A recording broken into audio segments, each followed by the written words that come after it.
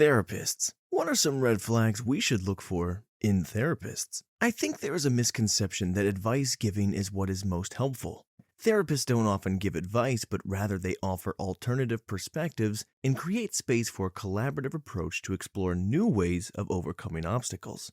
We, as therapists, shouldn't ever assume we know what is best for a client to do. It is their life. If you have a therapist telling you what to do, I would have to assume there is an unhealthy power dynamic occurring, which can have a variety of negative outcomes. Of course, there is a time and place for advice, but usually that should come from a peer or family who are essentially at the same power level as you. Edit. It should be noted that suggestions, recommendations, etc. are totally fair game for a therapist to provide. The difference between this and giving advice is that giving advice assumes you know what is best and you're telling them to do something specifically. I often suggest to my clients, for example, have you ever thought about journaling to get some of your emotions out instead of keeping them in? I'd argue this isn't advice, it's up to them to decide whether they want to do it or not. I'm not promising any specific outcome. If they seem to like the suggestion, I may assign homework for them to journal. This is more concrete, like some of you have mentioned, but I don't think it is advice. Maybe it's semantics. Also, every therapist has their own style and personality. It's not always good to be a good fit between client and therapist, and shopping around for a therapist should be encouraged if possible. Find out what works best for you.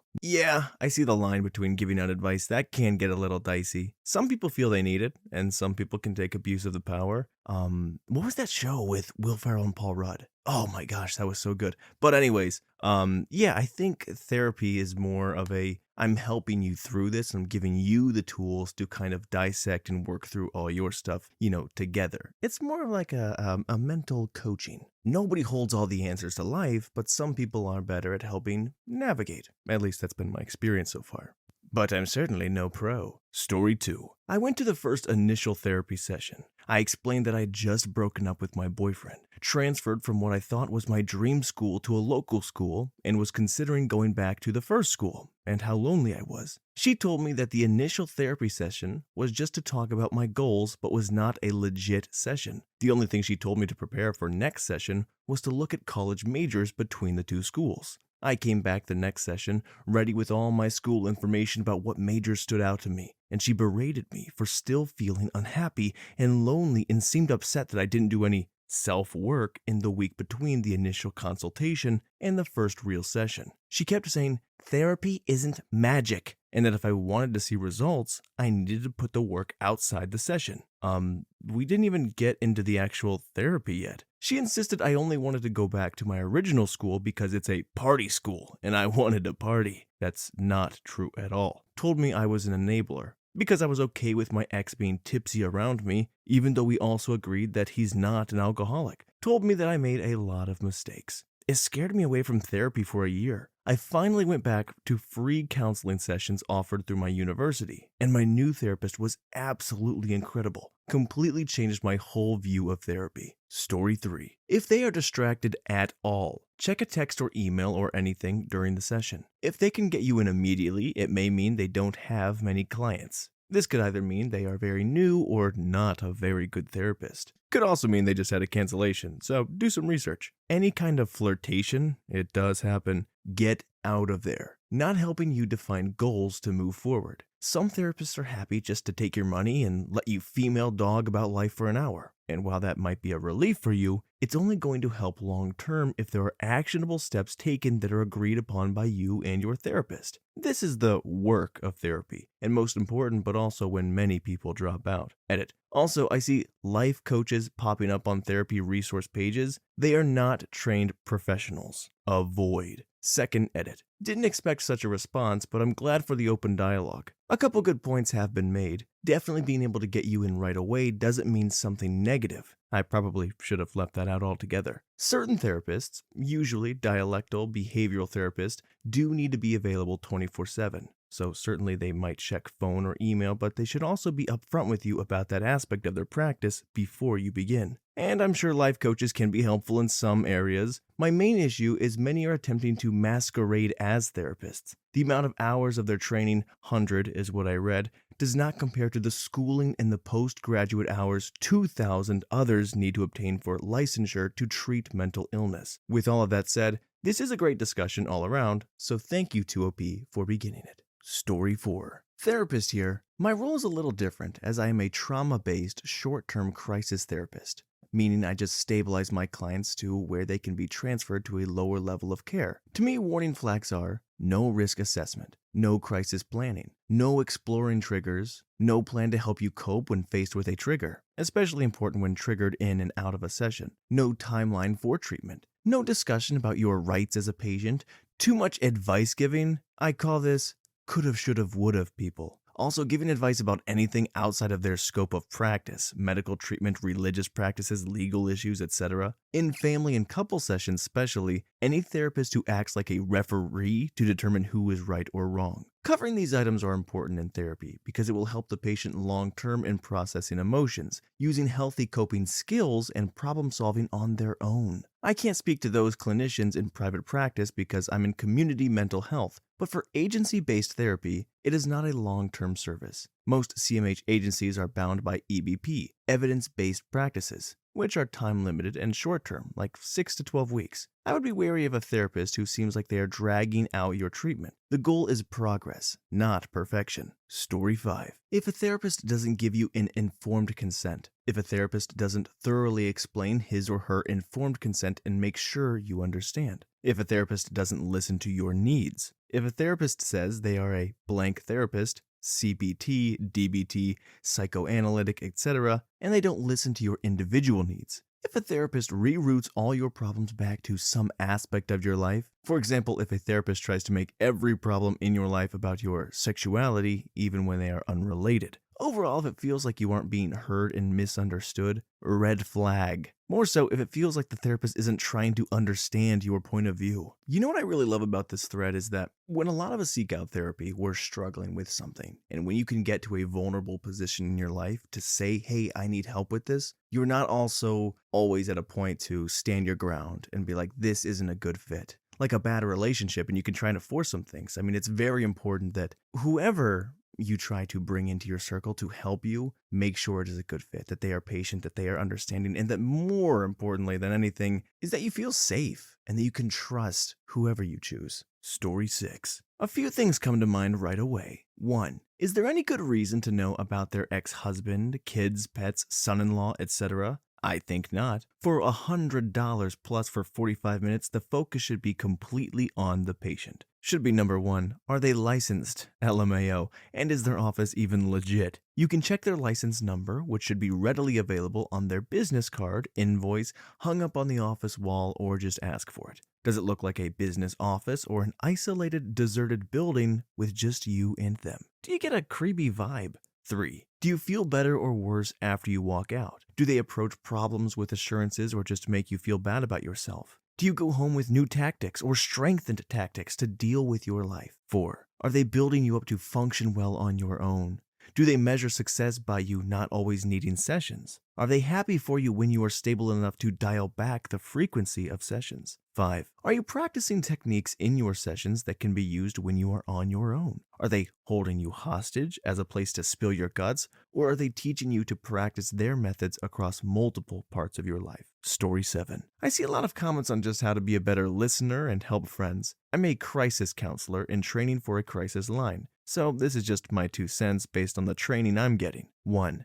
Be empathetic. Highlight their strengths. If someone says, I can't stop hurting myself, or something along those lines, thank them for sharing. Tell them they're brave for reaching out to find help. Tell them they're inspiring, that they're trying to better themselves. 2. Try not to give advice. On one hand, I'm training for the Crisis Tech Center. Their rule is to never give advice unless you're referring them to resources, if the texter specifically requests them. Even though you may have lots of experience in whatever the other person is going through, once you try to solve their problems for them or tell them to go talk to their parents or friends to solve it, you start to make the situation so that the texter is now reliant on others to solve their issues for them. Problem solving for people in crisis should be collaborative. When someone asks, I'm so stressed right now, what should I do? Telling them what to do makes them now dependent on you to solve their issues. Instead, asking, has this ever happened to you before? Or what do you usually do to help calm yourself down? Makes it so that the texter reflects on their own strengths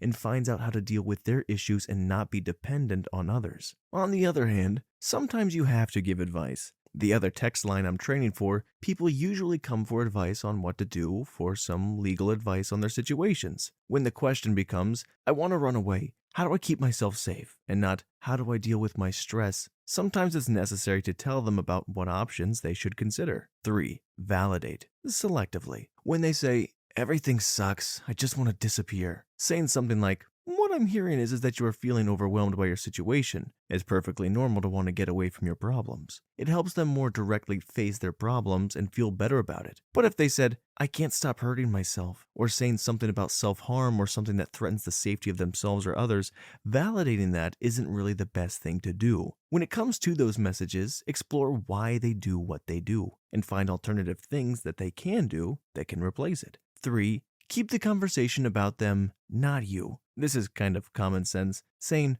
I understand, or I'm sorry you're going through that, puts the focus of attention on your feelings, not theirs. Keep the spotlight on what they are going through and how they are feeling about it. This is different than the examples from my first tip. When you're being empathetic, you are describing their strengths and putting the spotlight on them. When you say, I could never start to imagine what you are going through, now the focus is on you. You see what I mean? 4. Reiterate. Summarize. Go over what they're saying in your own words. Not only does this confirm that you're on the same page with the other person, it also shows the other person that you are truly listening, trying to help, and that they have 100% of your attention. Do this sparingly though, you don't want to sound like a parrot. 5. Go through things one at a time and take your time. When you're trying to solve the other person's problems together, ask a question one at a time. Don't overwhelm them with questions, especially if y'all are exploring touchy subjects. And when you are asking questions one at a time, space them out. It shouldn't feel like an interrogation. It's okay to just validate their feelings and highlight their strengths. You don't have to ask questions every time with every sentence. Let them speak. 6. Sometimes it's better to be direct. This is a touchy topic for a lot of people, but one thing that caught my eye with my crisis text line training is that we should be direct with feelings of self-unaliving. Don't mince words. Asking if someone is wanting to self-unalive will not plant the idea in their heads. Sometimes people just keep their wanting to self-unalive feelings away and desperately look for someone to talk about. But again, it's a touchy subject that almost never comes up. Most personal talks with friends never go that far. It's kind of different when you're face to face with the other person, but it never hurts to ask. This is all I have for the moment. If anything else comes to mind, I'll come back and put more stuff on. I hope that this helps. Story 8. Therapist here, and I'm really sorry that some of you have had negative experiences with counseling. Not everyone is going to click and be able to build that rapport, but it's also the therapist's job to recognize when the rapport is not there, or when we are completely out of the scope of what we are working with. It's important to realize what you specialize in and make that decision to refer to someone who is more qualified in that area. It's hard to know sometimes when to refer, because you want to give time for rapport building, but you also don't want to waste your client's time, and when you eventually refer, it's frustrating for them to have to start all over again with a new person. An important thing I've learned is that sessions don't always have to be talk therapy. Hopefully you can kind of tell when someone's just not into it that day. Talking and psychoeducation are more important that sometimes I just play cards or do something not overtly therapeutic. Sometimes people feel more able to open up if you don't push them and let them do it on their own time. I'm not trying to waste anyone's time by playing games or doing other things, but sometimes it's therapeutic to just be present with someone.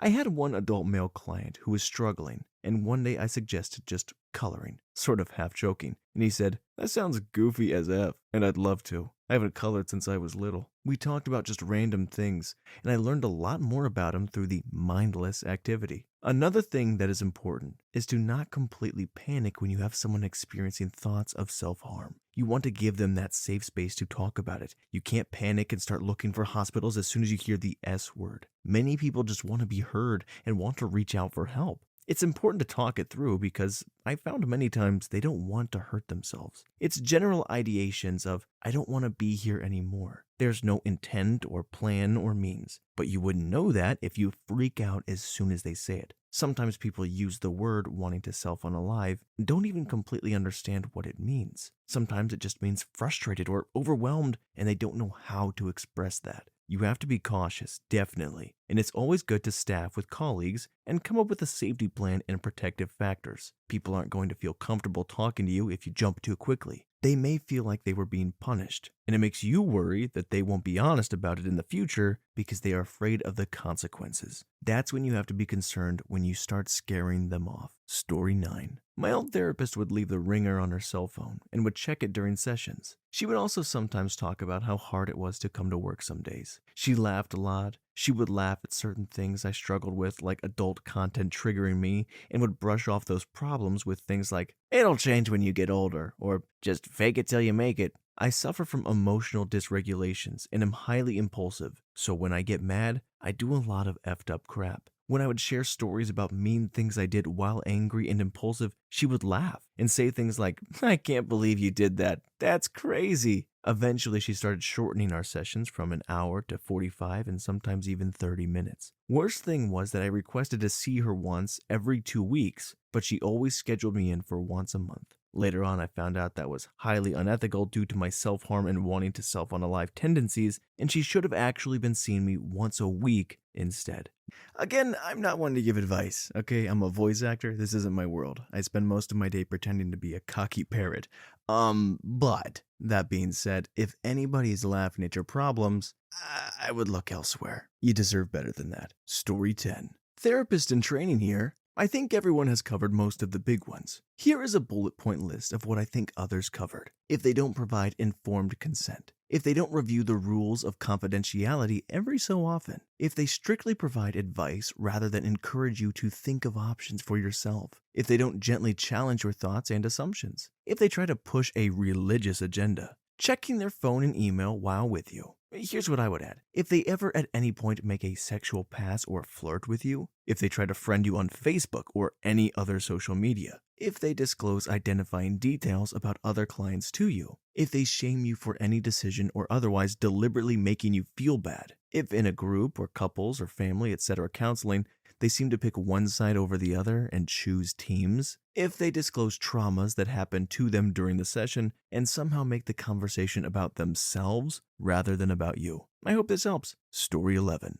LCSW checking in here. I've been a provider and consumer, and here's what I got as red flags. It doesn't feel good when you reach out for services. About a year ago, I was in the middle of the worst depressive episode. It's a very vulnerable place. It's true that asking for help takes all the strength to muster up when you're feeling super crappy. But gosh dang it, did I go through half my insurance's provider list with several cutting me off and telling me they're not taking new clients, texting me back after I called them to tell me the same, or the feeling that I'm being a bother, i.e. crappy bedside manner. No documents at the start of therapy. You should be getting paperwork that says how they bill you, how they will protect or under what circumstance they will break confidentiality, and talk about risks and benefits for services. There should be a discussion about what therapy should look like. Talks at you, over you, or doesn't listen to your needs. I've been trained that the client is the one that self-determines the course of treatment. If your therapist doesn't make you feel empowered, it's probably not a good fit. If bringing up desired changes in therapy results in no change or defensiveness, that's on the therapist, not strengths-based. Solely dwelling on your F-ups instead of looking for the good things about you that can help you overcome your problems is a bad sign. Using your strengths to help you overcome is a good thing. Doesn't take a safety concern seriously or overreacts to safety concerns. Mentioning that you're having thoughts about hurting yourself should be taken seriously, with lots of questions to make sure that you're going to be safe, and with some resources given to you if you fall apart after the session. On the other hand, saying that you're having wanting to self-unalive thoughts and the immediate response of the therapist is to put you involuntarily in the hospital is also a no bueno. Oversharing. There's a difference between self-disclosure that helps to normalize what you're going through, and the therapist either talking about their life to the point where the boundaries are not therapist-client, but like your buddies, or the therapist making the session about them and not you, creeping you the F out. I am a guy. I had a woman therapist want to tell me about medications she was taking so that she could have relations with her boyfriend. WTF. As a male giving therapy to women, when it comes to intimacy, I always explain why I'm asking, give my client the option to not answer, and let them know it's okay to not answer, and ask the relevant questions as clinically as possible. in case you didn't know. Facebook, Instagram, friend request, or suggest friends on those platforms. This means they can't tech, have appropriate boundaries, or respect your privacy. This is either an indication of crappy boundaries, a gross breach of your confidentiality, i.e. they gave permission to Facebook to upload their address book with your information, or both. And that's what I got off the top of my head. Story 12. Finally, I got something to say. Not a doc, but I was a patient of one. I had been seeing him for almost a year and had made significant progress. I witnessed a tragedy. Came in for my 3-month check-in, and he starts talking about his wife and how she never initiates intimacy with him. I had no idea how to respond. I was still a little fragile, but became immediately uncomfortable. The appointment took a weird turn. I couldn't get out of there fast enough. I tell my husband about it and how it was really weird overall. Even the receptionist seemed extra anxious. No crap. 2 weeks later, his mugshot is on the local evening news. He was arrested for breaking doctor code and having an intimate relationship with a patient. The patient got overwhelmed and asked to break it off. He became obsessed with her. She filed for protection order and he broke it.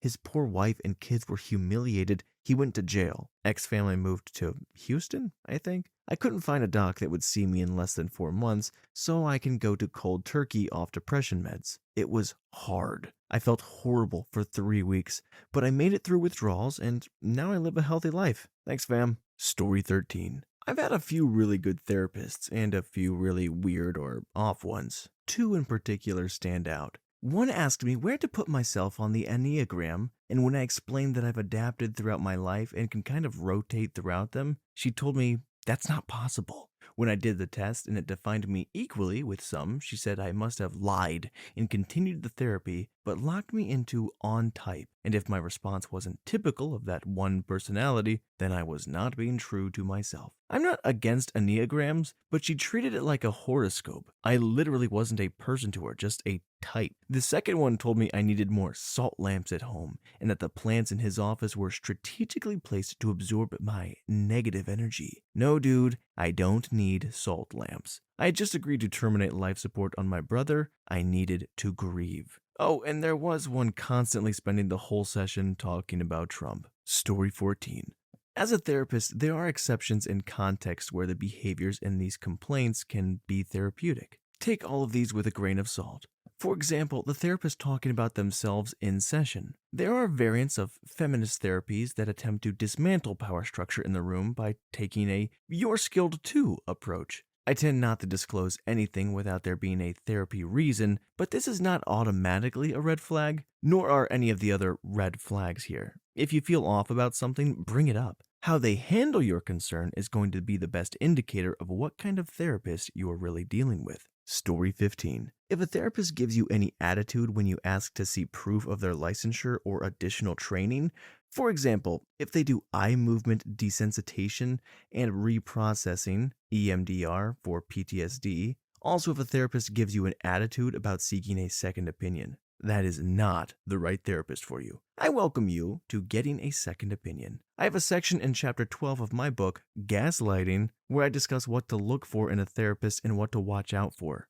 Also, on a side note, coaches are not licensed or regulated in any state, so ask them for their credentials and training. If a coach is not a licensed mental health professional, it is illegal for them to give you psychotherapy in any form. Psychotherapy includes, but is not limited to, discussing your family of origin, past trauma, diagnosis, and treatment. Edited to add that my state, Florida, requires I have my license in Clearview in my office, but not sure if other states have this rule. Story 16. For me, the biggest red flag is that the therapist talks about themselves. As a therapist, I am the only tool I have in the session, but that session is never about me. So if I have a relevant experience that I can sum up in like 2 sentences that might help you, I'll share something about it. If early on you know about your therapist's children or friends or weekend plans, just get up and go find another therapist. Another one I hear from patients about past therapists is around how quickly a therapist believes they know their patients. We may have worked with thousands of patients and be absolute experts in certain conditions, but you are the expert on you. If a therapist tells you about yourself really early on in treatment, it's a good indication you should run. They're not paying enough attention to you and can't deal with their own ego. I may think I know something about a patient, but I will either ask whether it might be the case or make note of it and look for evidence for or against it in the future. I hear so many complaints from patients about previous therapists. It's entirely possible they trash talk me to their next therapist, but I would hope not. Regardless, these are versions of the most common complaints I hear. Story 17. I had a therapist who point blank asked me if I had ruined my friend's marriage by having relations with him. I had never even suggested we had a relationship like that, have not had any intimacy with him, would never have done that. Mentioned how happy I was to be there for him when he got married, and finally it was his wife who cheated on him, causing the rift. She also blew off my mom's ex-boyfriend trying to groom me when I was a teenager as, not that big of a deal. It was like being kicked in the gut because I'd never told a soul about that. She also decided to base my therapy in a non-existent addiction to food. Sure, I stress eat, but my real problem is figuring out decent recipes and having them available when I need them. Learning to food prep was much more useful in the long run. I filed a complaint against her. F you, Anita. Story 18. I'm a student therapist. A big red flag is if your therapist who engages in pretty unsafe behaviors, yelling at clients, debriefing in open areas, etc. I saw this often with one particular licensed counselor. It was concerning. They no longer work at my site. As a client, a counselor who dismisses your story then tries to send you to a religious freedom camp, that's sadly a thing, as a way to break the chains that bind you. A green flag that I appreciate when a counselor actually exhibits genuine care when discussing a subject that's painful. Example, when a client discusses trauma, the counselor checks in with the client throughout the experience, especially towards the end. The clinical term escapes me. Insomnia, yo. But it's like working with a wounded person. You've opened the wound, cleaned it up, talked about the event, the thoughts that stemmed from the event or events, and now you need to help it heal correctly. Commendations, honest ones, then look at what tools does the client have to keep it moving forward. What's a safe, healthy thing they can do to take care of themselves, because discussing trauma is hard and requires trust and vulnerability, so the person doesn't become septic emotionally. Story 19. My last therapist I went to started out really great. We made goals, we talked about the source of my insecurities, my mother's death, and how I was angry all the time. It was honestly great. Then about a year into sessions, she would just let me sit there and just talk. Wouldn't offer any advice or ways to solve a problem. My last session with her, she had spent it on her laptop, the entire time working on her other cases. Maybe because she knew I was easygoing that she figured I wouldn't mind. I told her that my last month of work was going to be insanely busy and I probably wouldn't see her for a while. But when I messaged and called her to reschedule an appointment, I never got a response. Figured maybe it was a sign for me to move on. It's just a shame that now with my new job, I don't have insurance, so I don't have a way to go to a therapist now. Story 20. As a therapist in practice for over 20 years, I'm still shocked by what passes for therapy, according to some of the comments on this thread. Red flags, making the session about themselves and not you, making the session about trying to cure you. Therapy is about healing, not fixing. It's a process. The therapist seems as lost about helping you with your problem as you are living it. The therapist tries to engage you in a dual relationship, meaning they want to see you socially regardless of their supposed justification. The therapist tells you about his or her other patients. Those are just a few off the top of my head. I'm sorry to say it, but there are many therapists practicing out there who are simply trying to work out their own issues through their clients. That is the epitome of unethical behavior. If your therapist displays any of these, or if you simply feel uncomfortable with the person, or feel like you're not making progress with them, please find someone else. I don't care who you are. You deserve the help you had the courage to seek in the first place. Story 21. If they break confidentiality. When I was 14 or 16, I was seeing a therapist back in my hometown. Very small town, only 2 available therapists. Due to CPS-related stuff and an abusive parent, everything discussed during sessions was strictly between us, and I was informed about that already before my first session. She seemed very nice, but I found out she was passing information along to my mom, the abuser, which gave her leverage. Everything I told her was passed on to my mom. All she had to do was call the therapist and ask. This made me extremely anxious, and I stopped going to her altogether. When I moved to another city 2 hours away from my hometown, I started seeing a new therapist who was actually good, and I slowly started to regain my trust back. During school, I got a call from her asking me if mom's name was my mother, which I confirmed. She then informed me that my mom had called their office, asked who my therapist was, gotten her number, called her, and then asked her to break confidentiality, asked about what we talked about during our sessions, and just straight up demanded answers. My therapist told her no, that information was strictly between us. She was not allowed to share any details unless I had told her otherwise, that my mom was not entitled to any info I had shared, and it was none of her business. My mom proceeded to lose her crap over the phone and eventually got hung up on. She simply called me to inform me about this instead of exposing everything to her behind my back, and that's when I realized I actually could trust her. I unfortunately got kicked out of school and had to move back, but I got to keep my amazing therapist. I had an appointment every other week so I could plan my bus trips accordingly. My mom offered to drive me back and forth the first few weeks until she decided to use that against me and pulled the "if you won't tell me what you talk about during your sessions, then I won't be driving you there ever again. Because as you say, it's none of my business." I think she was just so used to getting her way and my former therapist snitching that she couldn't handle it when I got a new one and stuff changed. She needed the control, I guess. The first therapist I had almost scared me away from seeking help because I was so scared that my privacy would be breached and my mom would come to know every single private and intimate secret I had and use those against me. I'm so glad I actually found one who took their job and me seriously so soon after the betrayal. I have since bounced a little from shrink to shrink, but every single one of them has been amazing compared to my first one. Story 22. I'm not a therapist, but I just wanted to share my crappy experience with one. After I changed insurance, I had to get a new therapist, even though I loved my old one.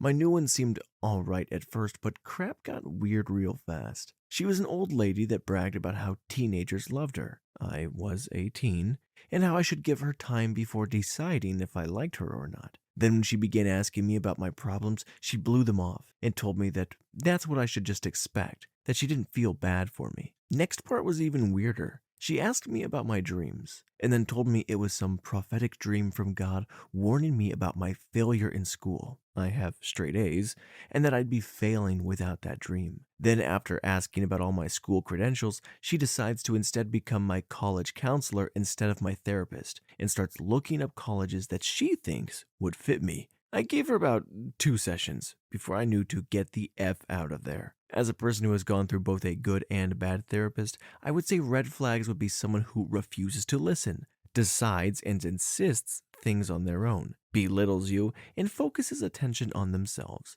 A therapist's job is to make you feel better. If they're not doing that, they're not a therapist. Story 23. I went there to talk about my issues with picky eating and also anger problems. I wanted to eat more healthy food and figure out how to stop getting so angry. The first session I was told that I had anorexia because I was underweight and that before my next session I needed to eat as much food as I could to be the correct weight. I told them that I would try, but I would rather focus on widening my menu first because I knew that binging on McDonald's would bog me down energy-wise. No, I wasn't trying to starve myself, I was skinny from stress, and I wanted to get over my fear of different kinds of foods, not food itself. I'm asking you to help me eat. I'm not in denial. They also diagnosed me with borderline personality disorder and put me on medication straight away, when really I was just acting out because my parents just divorced.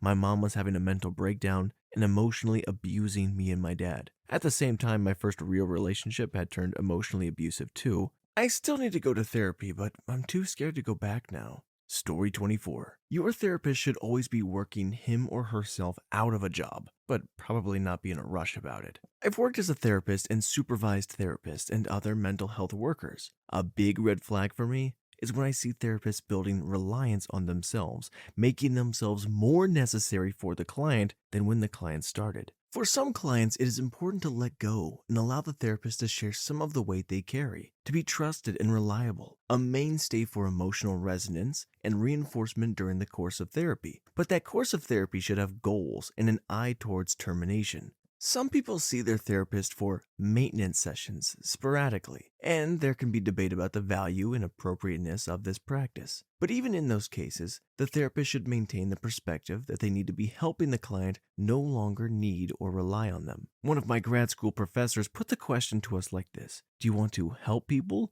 or do you want to be a do-gooder? A therapist should always just be trying to help and never working for the sake of accolades and gratitude from their clients. Story 25. If they make appointments in advance and don't listen when you ask to cancel. Not a therapist, but allow me to show you the timeline of what I went through. Week 1. Initial intake appointment. The assessment stuff. Schedule appointment for the next Monday. Start a new job. Week 2. First actual therapy appointment. Not with the same person the intake appointment was with, which was strange. As I leave, they ask me about my next 2 appointments on the next 2 Mondays. I didn't recall making those, but I figured, yeah, every week at the same time makes sense, I guess.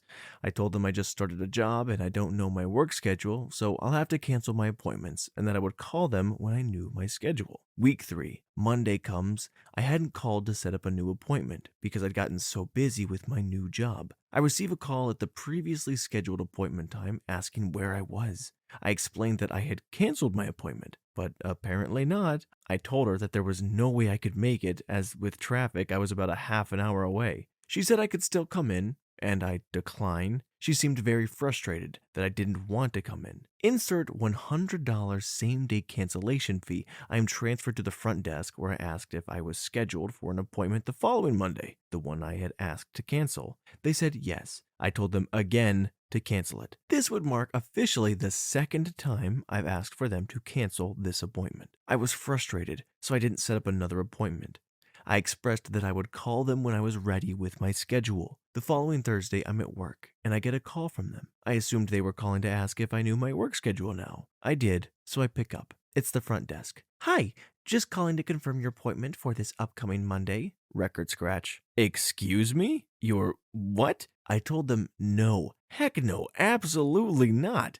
I explained that I was very frustrated, and this would mark the third time I had asked him to cancel this appointment. Had I not picked up, I would have gotten another $100 same-day cancellation fee. I told them to discharge me from their care. I was over it. Are you sure? And blah, blah, blah, blah, blah. Yes, 100% sure. Discharge me immediately. She said, okay, and I figured that was that. Week 4. My therapist called me on either Monday or Tuesday. It's been a minute, so I'm not sure. Hi, Meatball. I understand that you are having some scheduling issues, so I was just hoping we could work something out. I was absolutely enraged. I told her, no, there was absolutely no way we could work something out. I explained that I had to ask 3 times before I got an appointment canceled, and that now I was having to ask a second time to be discharged. I was clearly not being listened to, and I wanted no part of it. She once again sounded really frustrated that I wasn't interested in coming back, like she was mad at me for not wanting to see her. I went through a lot of abuse, so I'm really good at knowing when people are upset. Well, would you like to make an appointment to discuss other options?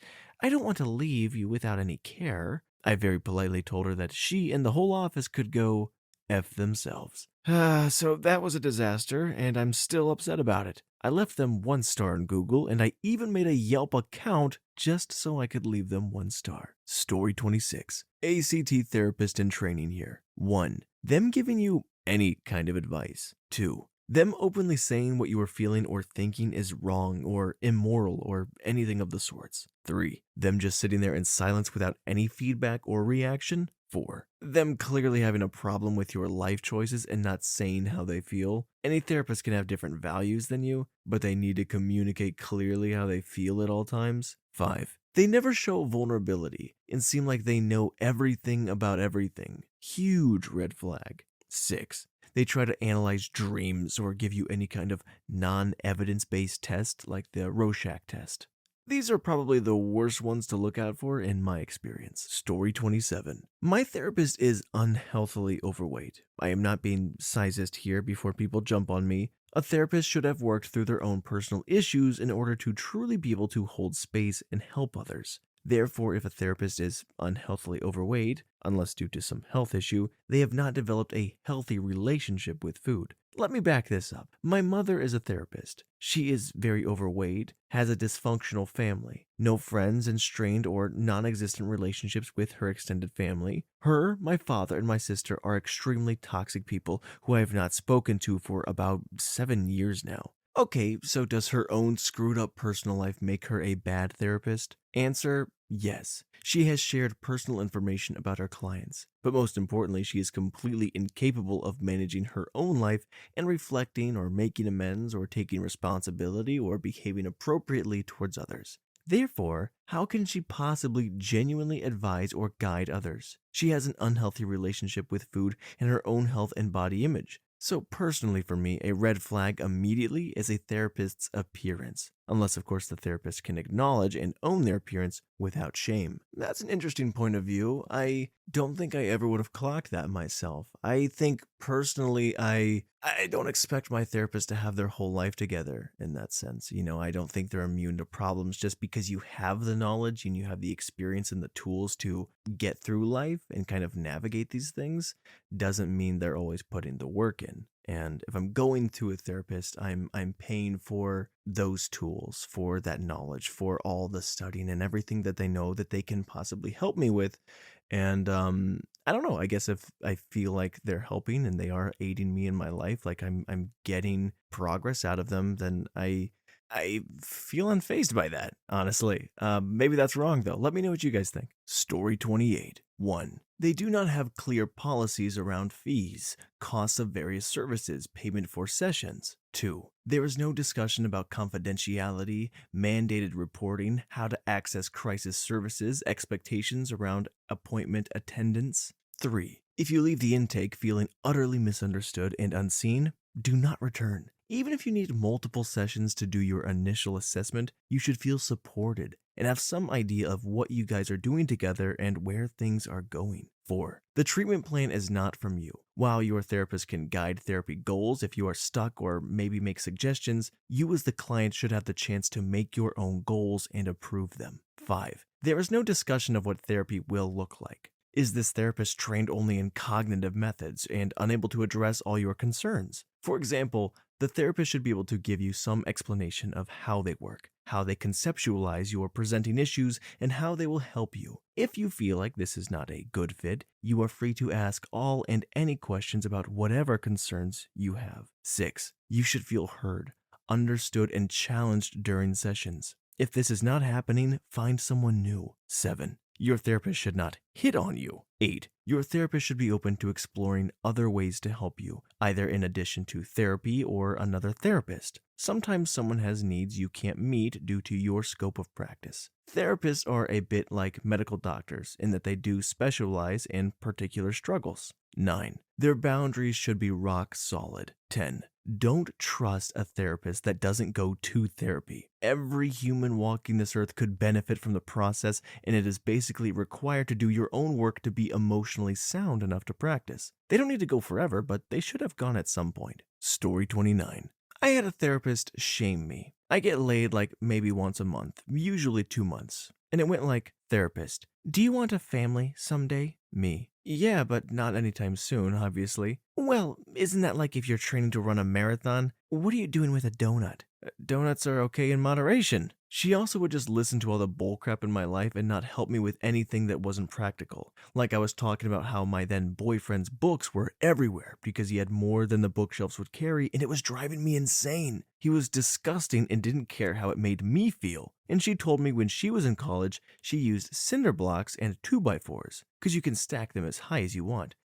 Cool, but the books weren't actually the issue here, lady. But thanks. I mostly kept going because she was so weird it was kind of fun. Gave me a bottle of orange essential oils to help change my habits with. She called to set up an appointment with me on the day my roommate died. I'm sobbing and she's telling me to get in touch with her when I feel up to it. While chewing a mouthful of food, mind you. So I ghosted her. Story 30. Well, I have a great counselor now, and the best thing is that I have someone that just listens and acknowledges whatever I have to say. It may be right or wrong, but it's what I'm thinking and feeling, and I have a safe environment to express it. I don't even have a critical need for counseling at this point, but I still see her once a month just because it is really rejuvenating to have that person to talk to. And yes, I've had sessions where I didn't feel I could really talk or know how to say things, and we just played cards until I was able to express a few thoughts indirectly. This is complete opposite to a counselor I went to as a couple counselors back when we really needed to see someone competent. And here's my red flag and why I never went back after that initial visit. Before we even had a chance to talk, he turned to me and said, "Men are always in the wrong. The sooner you accept that, the sooner I can help you." A-hole didn't even allow me to express some of my concerns regarding her harmful behavior towards our child and herself,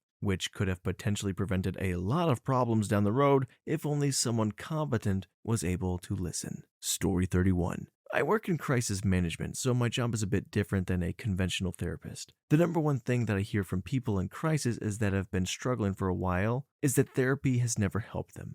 When I assess their coping skills and crisis management skills, they have little to none. I end up doing a lot of training and advice giving on how to approach therapy and asking their therapist for what they need. If you find yourself in the situation where you just can't get your head above the water and therapy isn't helping, ask your therapist or counselor for coping skills training. Outpatient therapy isn't about giving advice and checklists for success. You have to figure out your life and your problems yourself, but not by yourself. Any therapist worth their salt will be able to train you in mindfulness and breathing techniques to help lower anxiety without medication and help you work out a plan for self-care that will ultimately help you be more resilient to and aware of your triggers and mental health symptoms. However, the catch is that many therapists are comfortable with guided exploration of problems rather than targeted treatment, so you need to ask for it. Bragging and overconfidence is a huge red flag. I once worked with someone that was in school to be a therapist and would regularly overstep and try to complete assessments when that wasn't his role in the ER, and he would overshare his opinions with patients all the time. He ended up getting fired for promoting himself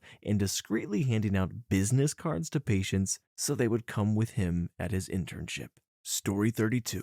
Sorry, not a therapist, but definitely a red flag situation. I was referred to by a family doctor to see a therapist who worked in the same medical building. I scheduled an appointment to see what he was like. I couldn't pass judgment too quickly, but I had the honest feeling of being evaluated like data that first session. I know certain things need to be documented the first session, but it felt like the questionnaire instead of a conversation. Then the payment issue came about. For some reason, he didn't accept health insurances because many of them were given to his patients through their work. He said his clients were nervous their company would find out about their therapy sessions, which is why he didn't accept my father's. That felt weird, like going to therapy was a shameful or scandalous thing to do. So already not so welcoming environment. Second, when I spoke with my folks about paying out of pocket, they obviously said no and called him to confirm this. In that phone call, he tried to lower the price. We still couldn't afford it, and that's when he told my mother I was in great need of help and needed his help specifically. Neither me or my mom were comfortable with him saying this. Let's just say my mom told him to shut up. Now I'm with a therapist who is very personable and well-grounded and willing to work with me and my wallet. Story 33. Had a lot of problems with the staff that made appointments over the phone. Took me 10 years to finally get someone to take me seriously and allow me to actually see a therapist. It was a pointless circle of seeing my doctor, being referred to therapy, getting pushed back or forced to do CBT, then send me to a psychic clinic to get drugs. Eventually, I got to see a therapist, but they made me do a phone interview with a secretary before I could make any appointments with an actual therapist. One of my problems is social interaction over the phone. It scares the heck out of me. So I waited all day, nervously grasping my phone, waiting for the call. So desperate for help, I was willing to go through the painful ordeal. The actual phone call was just a secretary going over a questionnaire they'd sent me and scoring my mental stability over a bunch of generalized questions. Then, when we were finished, they asked, "So what is it that you actually want from therapy?" "I just need someone to talk about with my thoughts and help me figure out what's wrong with me. I need a professional opinion on how to change my behavior patterns." To which they replied, "Well, it sounds like you want a wizard to wave a magic wand." I was stunned. I just stuttered a little and went silent. I immediately started berating myself inside my head, thinking back on what I told him, how stupid I was for thinking my problems mattered. Suffice to say, I didn't turn up for therapy. I went for a few more years, depressed and self-sabotaging, before I finally plucked up the courage to go back and try again. My therapist was appalled at that story and reassured me that the secretary was way out of line. Story 34. I'm a social worker and I've been on both sides of the chair, so to speak. I look for nonverbal things, like open body language. If the therapist is faxed towards me and more focused in their computer or whatnot, so I make sure I do the same thing when I meet with clients. It's a red flag when the therapist talks more than I do, or if the therapist talks more about their life instead of listening. It's like, whose therapy is this? If I'm telling a story to a client, it is related to something they have said. I'm vaguely personal, meaning I'll tell a story relevant to what the client is discussing, but not something that is majorly personal. I want to appear relatable and personable, but this isn't my time. I've had a couple of therapists tell me I was going in a wrong direction with a therapy technique they were using, so I shut down and didn't want to continue with that technique. I make sure not to do that with my clients. That doesn't mean I won't hold their feet to the fire and say things to try and reframe their thinking or logic, but I'm not going to say that they're flat out wrong. This is their truth. And I do tell clients, I appreciate you sharing that with me. Many times clients say they have never told anyone what they just told me, so I want to acknowledge that and tell them thank you for opening up. Story 35. I am a provisional psychologist and have worked in counseling settings. I also have my own mental health issues, so my perspective is coming as a client and professional. I also acknowledge that privilege and resources will massively impact accessibility, and health systems are deeply flawed. If you don't feel heard, find a therapist who personally feel more comfortable opening up to. This process will never work if you can't speak unfiltered.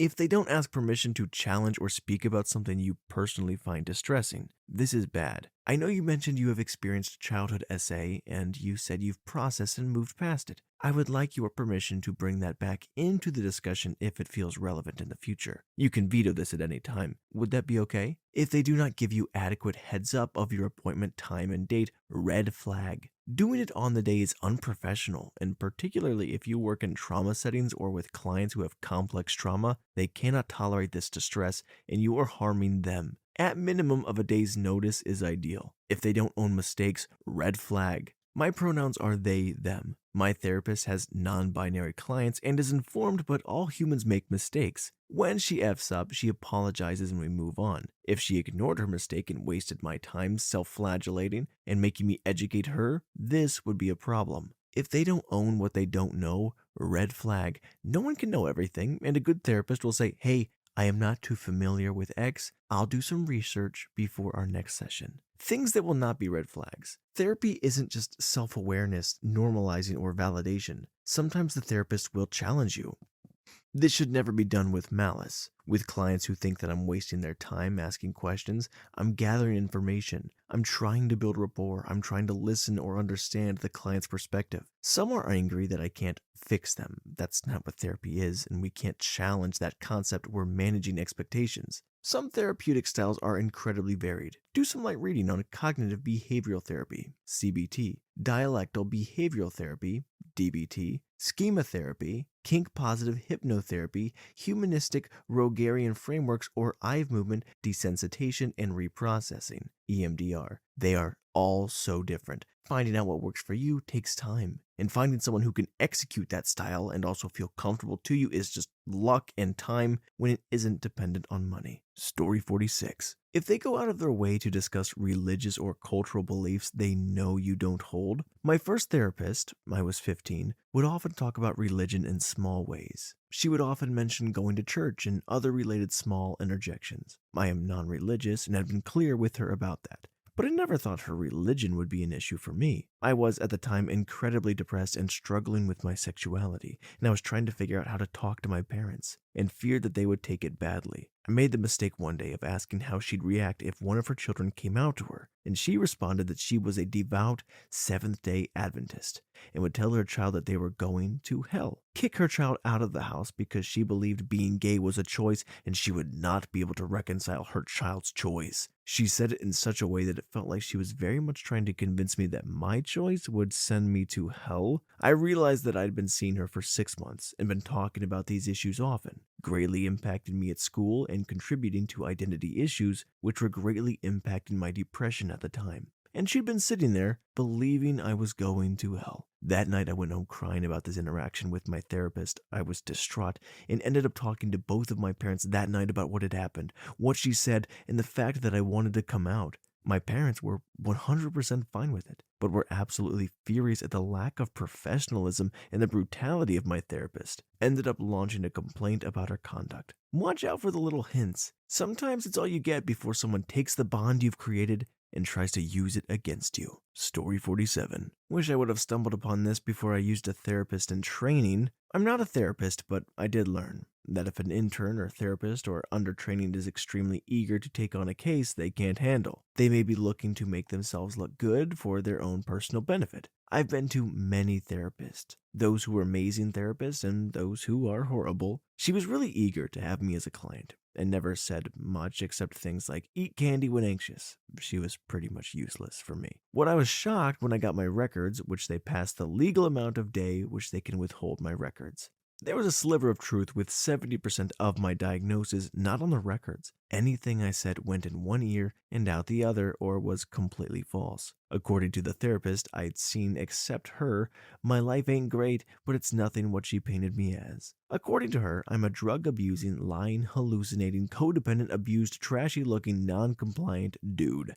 WTF. My other therapists do not agree, nor do the records. The truth about my life is I'm a dude living with some mental health issues. I have a drink or two on the weekends if I feel like it. I live at home happily with the occasional argument. I do not hallucinate, reflected in 8 years of records. I don't rely on anyone emotionally for support, don't get codependent confused with legal caretaker, rides to my appointments and such. Never been abused, and nobody in closer to me than so-called abuser, which they are not abusive. At the time I was withdrawing from a medication due to becoming abnormally slow on it. So yes, I was getting off my meds, but only to get right back onto another. I wear skinny jeans, okay, skate shoes, and a t-shirt, and I have a skateboard, but I don't have a lot of money. Just because I don't come in looking perfect, maybe I have a small hole in the back of my shirt from skateboarding or something, doesn't mean I'm trashy. People have lives and different levels of income. If my appointment is 20 miles away at 4 p.m., I'm going to skate most likely till about 3, then hit up my therapist. I'm not going to drive 20 miles home just to grab a shirt. After 8 years of getting help, this is the first time this has happened to me.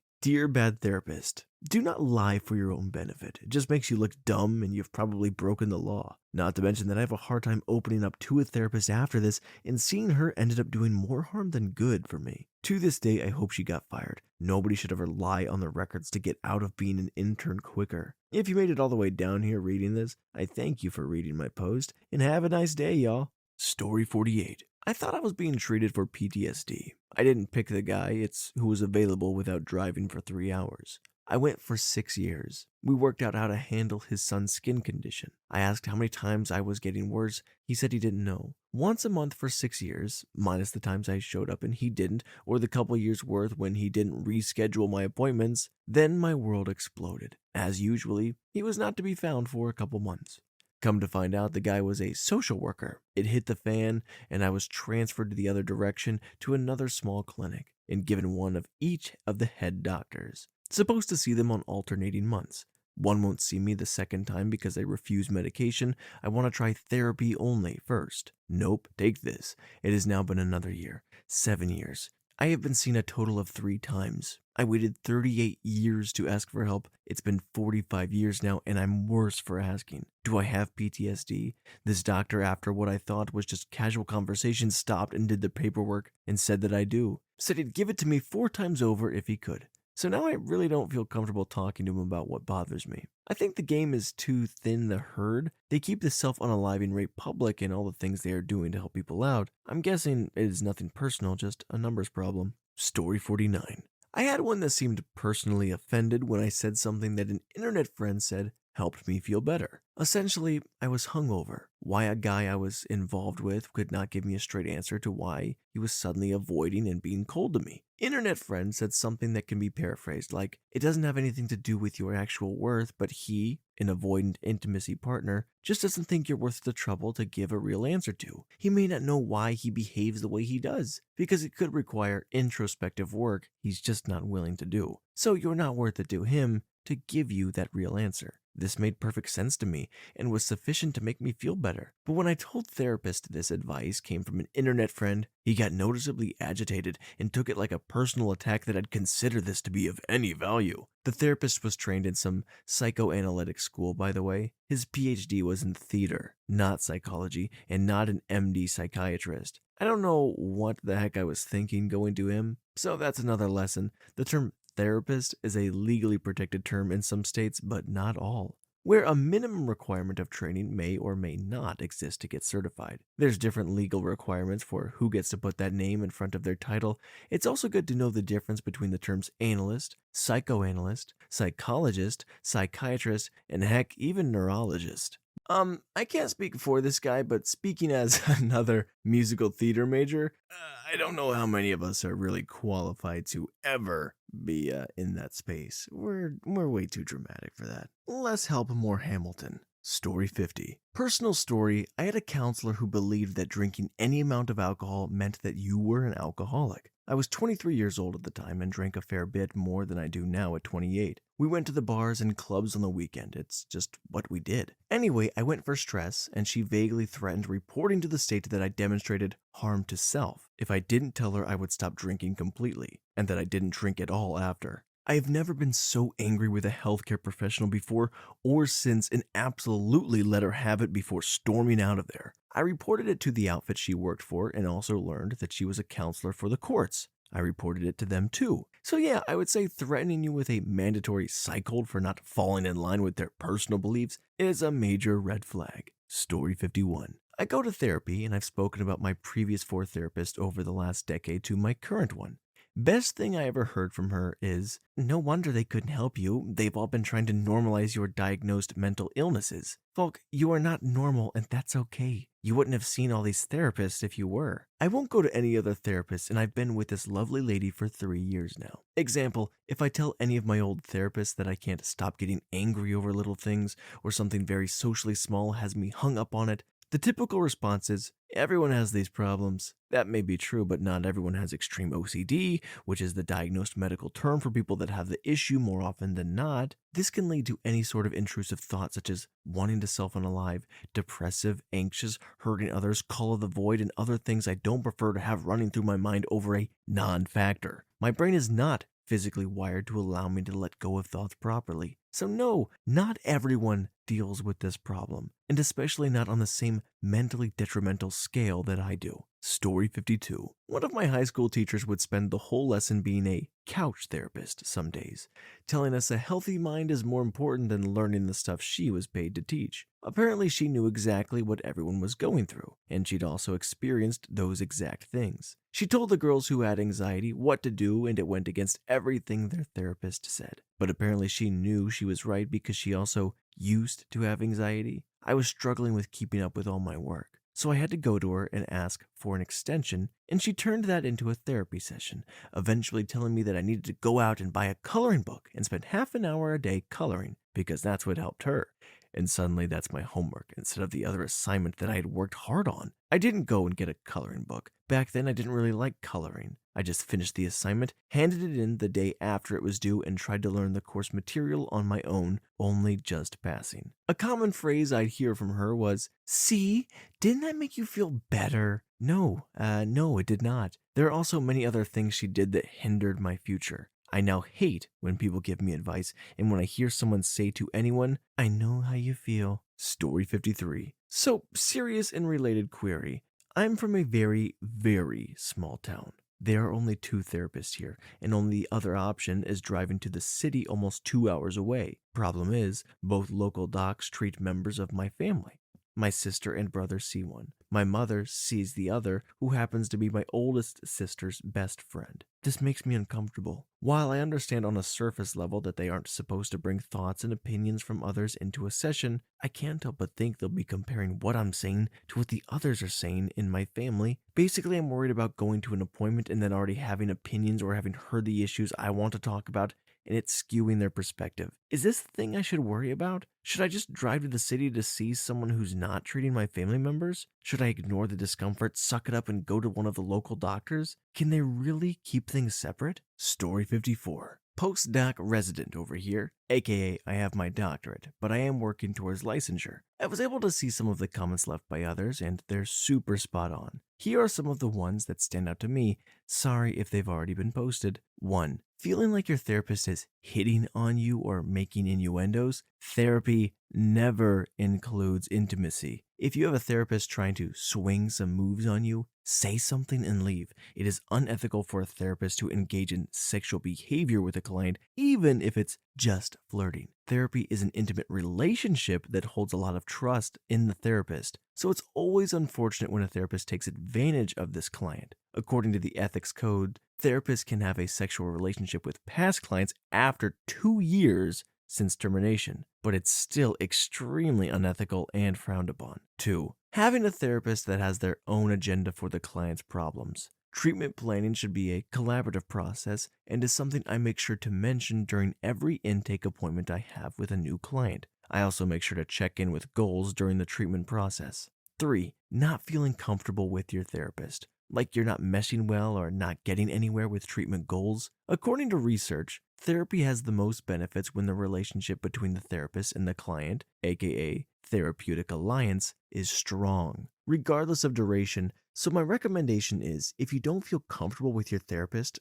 given that you've given them the chance to help and understand you, it is encouraged to doctor shop. It is okay to find a therapist that works best for you. Otherwise, you may be doing more harm than good. 4. Having a therapist withhold records because of an outstanding balance or wanting to transfer care. Ethically, a therapist cannot withhold your records from you at any time. Legally, the client has privilege over their records. However, the therapist does have the right to withhold psychotherapy notes. Let me know if there are any other questions. Story 55. If they push diagnosis quickly and unprompted, they're a quack. If they're quick to prescribe what's clearly a cookie-cutter treatment without context, they're a quack. If they start talking about spiritual bullcrap, they're a quack. If they attempt to artificially prolong their treatment instead of retiring when done, they're a quack. If they try to pathologize every minor thing and assume you're always lying, they're a quack. There's so many quack therapists out there, especially when the mix of legit psychology courses and new age BS marketed as psychology courses are sadly around.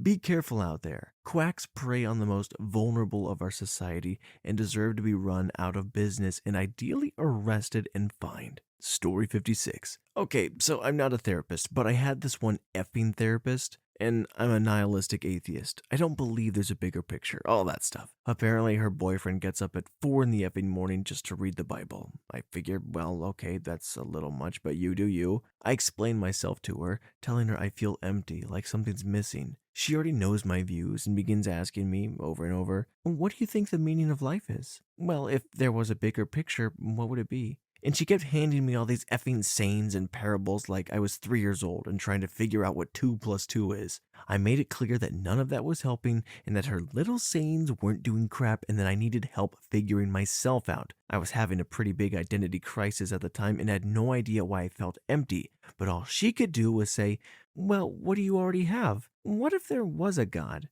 Just read this little book, maybe I'll effing figure something out. I got way too frustrated to continue with her and switched to a new therapist after 2 sessions. Story 57. I went to see a therapist weeks ago. On the first session, I mentioned I didn't have a lot of money, among other things. In the end of the session, so I understood you're short on money, but, and I understood she was going to say something like, I don't give credit. I cut her off by saying, my parents give me money for the therapy, but I felt a bit like I was here to pay her, not necessarily to get better. I said to myself, whatever, she may have had a bad experience before and she wants to ensure that she gets paid. That's fair. During this same first session, she also suggested that I didn't take psychology seriously and that it was the reason I didn't come earlier. It was not the case, and if anything, it made me feel a bit hostile against her. At the end of the 4th session, I was beginning to think I should stop seeing her because I wasn't getting better. I got no advice or no discussion on what I could try, and I only got insinuations that I was manipulative and that I should break up with my girl because the intimacy wasn't what it was before. She tried to make me go in my subconscious, and it made me feel really scared and uneasy. So maybe there are things in there I don't want to see, but she insisted I keep going. I didn't want to, as I had no trust in her yet, and I told her that. So I stopped her. but at least I felt something was changing, so I was wondering if maybe I should keep trying with her. She then suggested that I take a job, anything, and that I came twice or maybe even 3 times a week. I liked the idea and thought the job thing was good for me to get better. Turns out she suggested that so I could pay the sessions. I felt like I was worthless without money or profession. I went away and didn't see her again. And now I just don't even dare to go see a therapist again without landing a job first. But I'm looking for one, and I don't know if I could really trust a therapist one day without feeling they're just here for my wallet. I mean, of course I have to pay. That's only fair. And I wouldn't feel right to not pay for their work, but the means I have to do it are mine to decide, and I don't feel like she should give me advice just so I could pay her. Story 58. Started seeing a therapist a while back who used up most of our time to tell me about her own life experiences, often interrupting me to go on a very long rant about whatever her relatable experience was to whatever I had been talking about. I left our sessions knowing more about her than she knew about me. On top of that, she was late to every single session. She always had a different excuse. My dog needed to go to the vet and we got out later than I expected. I got caught in traffic on the way back from my lunch break. A client called who needed help and our conversation ran longer than expected, etc. After maybe 7 sessions in a row where she was late and used most of the time to talk about herself, I showed up on time as usual to my 8th, waited 15 minutes after the session was supposed to start. I then just went home and never went back. I think she needed her own therapy. She was nuts. Story 59. As a sometimes patient, I'll say this. Be very wary of therapists who serve you via some institutions, college therapists, etc. They often don't have the ability to form long-term therapist-client relationships. Better to choose someone you can keep seeing after you graduate. Inability to keep appointments, inability to make regular appointments. You should agree on a regular time, 3 p.m. on every other Tuesday or whatever. Therapists who are not part of some larger institution or network. Many therapists are part of a practice. If they aren't part of a practice, ask to see their history. If it looks like they haven't been part of an established practice for a while, find out why. Maybe other providers are keeping them at arm's length.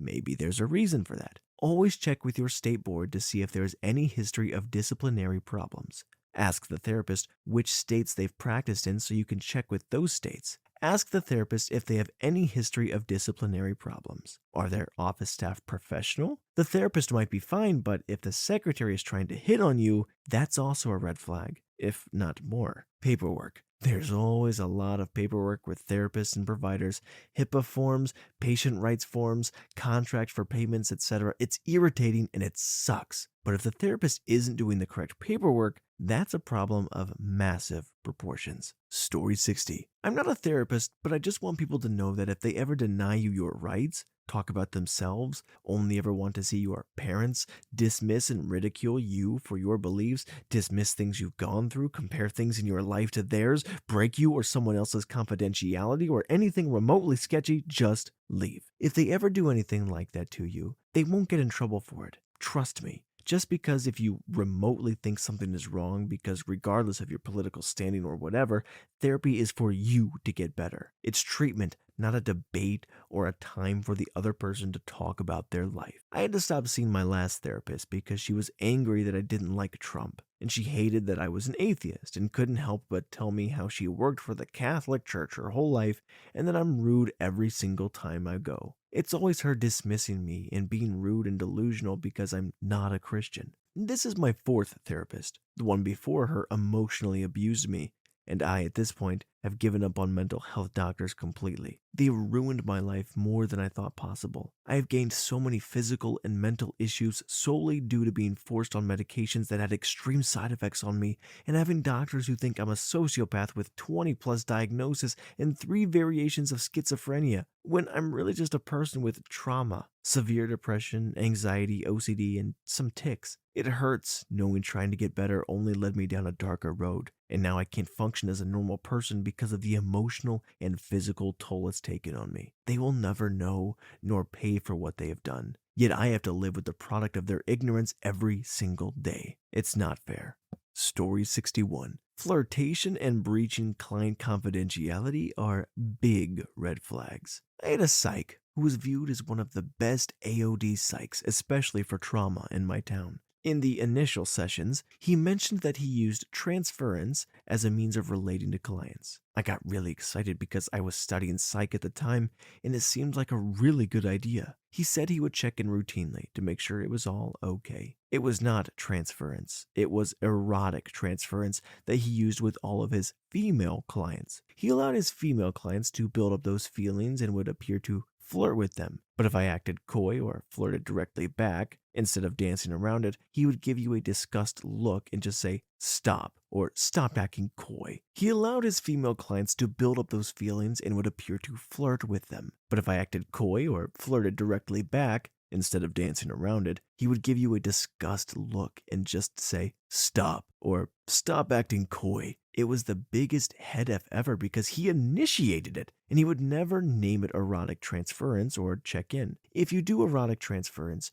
you really have to check in each session, and the whole relationship needs to be spelled out and discussed and related back to the trauma. Note, I was seeing this for childhood SA trauma therapy, so yeah, probably not the best method to use at the time. He also was close to some friends of mine that I would do drugs with and never told me. I was telling him so much information about what we were up to, the sexual relationship that I was having with her older brother without her knowing. Not great, I know, and so much crap. I then come to find out that he was married to the sister of my friend's brother's best friend, and they were really close, and he and his wife spent heaps of time back in the day trying to counsel them at parties. I felt so effing sick and violated that I had told him everything, and he would have been running back to his wife and telling her everything. F that guy. He helped me get rid of my PTSD, so I am forever grateful, but he is the reason that I will not step into a therapist or clinical psych's office ever again. F him. Story 62. This will come off a certain way to sensitive people, and what I'm about to say I want to preface with that I am a mental health therapist in a hospital setting. I don't see my own patients. But the worst referrals we get from outpatient therapists are those of MHTs and LCSWs. It's too much to get into it now why I believe this is the case. Obviously, education is a major factor as we only spend a few years in school. But if anyone is going to see a therapist in an outpatient setting, I strongly recommend seeing someone with a PhD. Their education and experience will go much further in treatment, and you won't have to worry as much with inexperience or having you go to an unnecessary ER evaluation. And to finally conclude, in preparation for criticisms and hurt feelings, most LCSWs and MHT are great at their job. It's just unfortunate that 99% of referrals that are BS to our psych ER come from MHTs and LCSWs. It's worse when we try to fight with trained psychiatrists about why they know the patient better and that they need to be hospitalized against their will. Story 63. 1. If the therapist talks about themselves too much, could either show that they have their own stuff to work through still or just take away from the time to work on you. 2. If the therapist is judgmental or makes you feel shamed for having feelings or negative experiences. 3. If they tell you what to do in regards to big decisions, staying or leaving a relationship or a job, advising you to distance or avoid family. They can explore pros and cons and impact with you but shouldn't give advice. 4. If they mention other clients' information, it's one thing if they're talking about having experiences with a particular issue or concern, but they shouldn't be giving any specifics. 5. The first session is an interview, so to speak. If you don't feel a connection, that's okay. You have every right to say that. It would only harm you in the long run to force it if you are uncomfortable. 6. If they answer their phone or seem distracted, red flag. You or your insurance are paying for this time. You deserve to be listened to, have space held for you, and for your concerns to be heard and addressed. 7. If they bring up personal opinions, especially on controversial topics, for example, religion, politics, judgments, etc. Story 64. I remember the last time I went to therapy in secret because my mom didn't believe I was allowed to have depression. I had to go through a checklist of items to answer. It got to asking if I ever got essayed, and as I spoke, she goes, "Yeah, cause then I have to fill out a police report." What the F? I didn't want it to report it to the police. It was years ago and it stopped at essay and I was able to stop it and have him stomp out of my house angrily. Never did I say I wanted to do that, so I stopped explaining part way and just said nothing, like it had never happened. After I started to get anxious about the whole process and that my mom might find out about me going, I got to the point where I was like, this needs to stop. I can't continue. I just want to leave at this point. But she effing threatened me. She was like, I'm worried about you, and if you leave this office right now, I'll send an ambulance to your house. Knowing that, I was terrified of my mom finding out, and at the time, my mom would have been home soon and would have berated me about it all if that had happened. So I just did what I had to, and the therapist ended up cutting the checklist thing short because I had just broken down. I never went back. She hesitated and tried to get me to go, but accepted it was the end. Story 65. I tried out about 4 therapists earlier this year before finding the person I see regularly now. The first person I was seeing was okay, but I began to feel like I was only going to sessions to give a recap of my week. It just felt too much like I was sitting and venting to a friend. Most of her advice was to drink ginger water and eat healthier. She was kind and fun, but I never could have grown much if I kept seeing her. I saw a few other people who I didn't click with, and one woman who I'm still amazed was such a horrible therapist. Red flags with her were kept checking her phone throughout the first session. I went for a second session just to give her a second chance, and I expressed to her that I didn't like it. She said she was checking the time. There were at least 2 other clocks in the room. Took long notes on paper, and there would be these long, drawn-out silences. She was literally reading questions off of paper and writing full-on notes of my answers. The worst and most distracting part was that I could see the notes because she was writing on a low table between us two. Client states this and that. This was horrible for my anxiety. When she found out about my sexuality, she asked me a random question about something that was going on in pop culture and proceeded to try to have a conversation about that and her take on the whole thing. This was in the first session and literally took at least 11 minutes of my session. Most of it was her talking, not me. The final straw was when I told her about my abuse history, and she kept asking me closed-ended questions about how I felt that certain people in my life didn't protect me from that. She kept making a face, a look of disgust that made it clear she was judging those people, and kept asking me over and over and over again, even after I said I don't hold any grudges against those people. She just kept saying, but how could X not do anything? Are you sure you don't have any resentment against them for not doing anything? Thank God I was in a better place by the time I met her. She could have ruined me. I love my current therapist. She asks all the right questions, challenges me to think very hard, and in a way that I put the pieces together. And she's pleasant. Sometimes sessions are a lot of mental work, but it's making me a better person. For those out there who have had a poor experience, don't give up. There are crappy therapists out there, but if you keep trying them, you can find the right person. Edit. Came back to say the horrible therapist lady was a group practice. Another red flag was that the walls were so thin, I could hear the guy in the session in the room next door. I heard everything dude said about his issue with his girlfriend and his ego, etc. So yeah, if you feel like there's no setup for privacy, that's probably also another red flag. I have had, as we have sort of stopped talking from the reasons that will be clear very shortly, a friend who in the past 4 months has started seeing a therapist. Since, she has started going out drinking every night of the week, including weeknights, eating fast food at least every other day, and the worst part is the new behavior of cutting out toxic people. I'm all for keeping distance between crap people and oneself, however, she hasn't done that. She's cut people out of that aren't exactly like her. Number one example is my current best friend besides my fiance. I'll call her Kay. Kay has had several close relatives die in the past year, and was also randomly dumped by her crap ex very shortly thereafter. Obviously, this made her sad.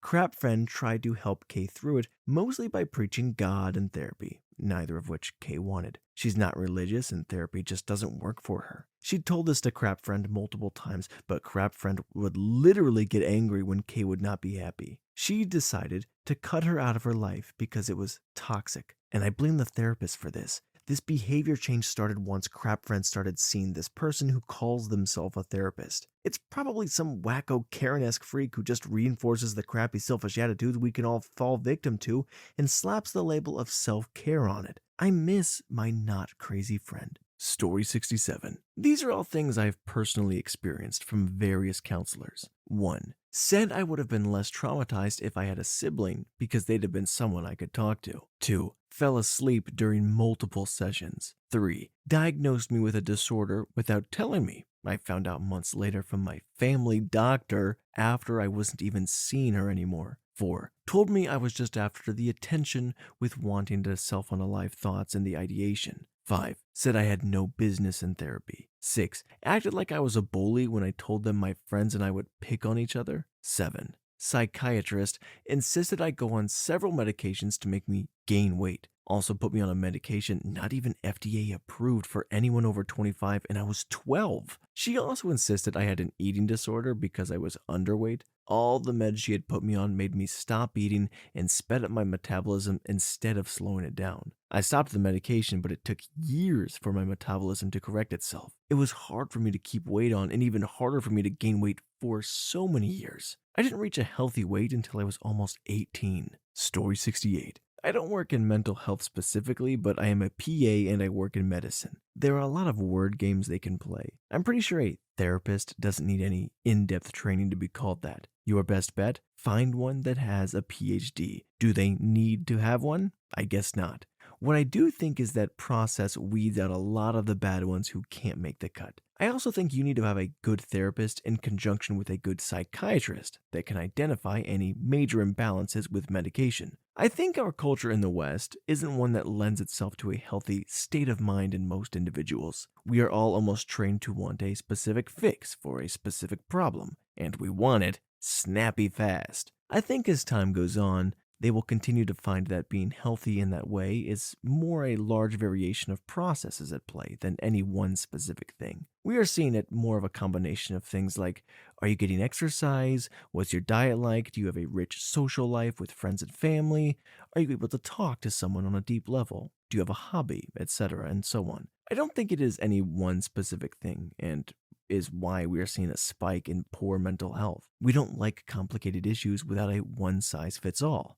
I guess when it comes down to it, down tall to any hokey new age, just don't need more crystals and your oral is out of whack and all that garbage. Try to find a psychologist with a PhD in psychology. Another thing, and I think it was actually Jordan Peterson, say what you want about him, I thought this was good advice. If you're feeling depressed and someone offers you help, you take it. Pretty much no matter what it is, within reason. I mean, you know what I mean. Story 69. The entire science, besides cognitive behavioral therapy, if it's not CBT, then it's simply self-validation. People come in, share their problems, then the therapist tells the patient that everything they are thinking and doing is entirely justified. It's hard to make honest progress with the patient because the patient is coming in with a biased version of events. The patient also changes small details or omits small details to frame the correctness of their decisions in a different light. The best example I use to paint the picture is something like this. Patient says, I was watching TV and having a few cocktails, and my boyfriend comes home and started railing into me,